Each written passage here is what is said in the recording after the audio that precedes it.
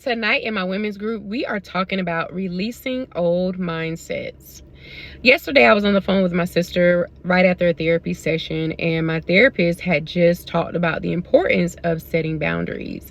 And I was sharing with my sister how I recently had to create one because there's a loved one about 20 years my senior who oftentimes says hurtful things, such as nobody wanted me when I was a kid.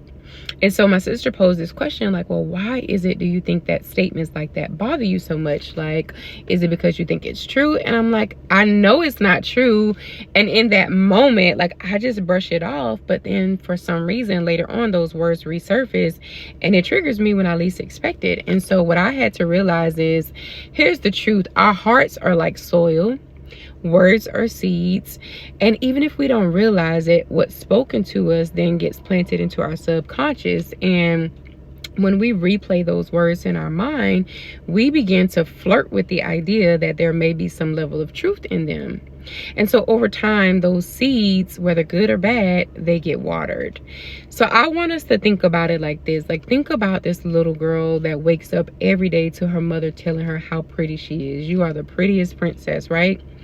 She believes that she lives in that truth, but then one day a classmate or a teacher then calls her ugly. Now in that moment she knows it's not true, but still a seed gets planted. She doesn't realize it's there until years later when she's in a relationship and someone she loves then calls her the same thing. Suddenly she's triggered and she doesn't even understand why. It's because the seed planted years ago has been watered by outside voices and experiences that shapes the way she sees herself. And this is why when God has us in this season of discovering our true identity, oftentimes he will isolate us. Not to punish us, but to protect the soil of our hearts, to uproot the lies and cleanse the ground for the truth to grow. So I want you guys to remember this. I want you all to remember that there is no lie from your past that has the power to define your future when God has spoken the truth of who you are. That's the word of encouragement I have for you all on today. My name is Caressa. I love you guys. Until next time.